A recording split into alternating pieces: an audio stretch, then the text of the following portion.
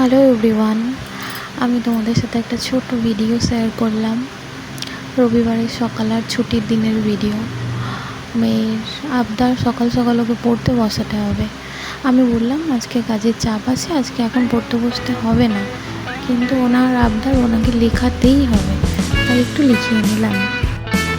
আজকে আমাদের জয়েন্টে রান্না হয়েছে আমার ছোটো শাশুড়িদের সাথে। বাড়িতে একটু কুটুম আসার কথা ছিল, একসাথে রান্না হয়েছে। আমাদের ওটা হয়ই, বাড়িতে কেউ আসার থাকলে জয়েন্টে রান্না হয়। তোমাদের সাথে ভিডিও দিয়ে ছোটো ভিডিওর মাধ্যমে শেয়ার করে দিলাম মেনুগুলো। শাশুড়ি মা আর আমি দুজন মিলে রান্না করেছি। ভাত ছিল, ভাজা ছিল, শাক ছিল, চচ্চড়ি, মাছ ছিল, মাটন ছিল। রান্না করার পর শাশুড়ি মা গুছিয়ে রেখেছিলেন, আমি রান্নাঘরে ভিডিও করলাম।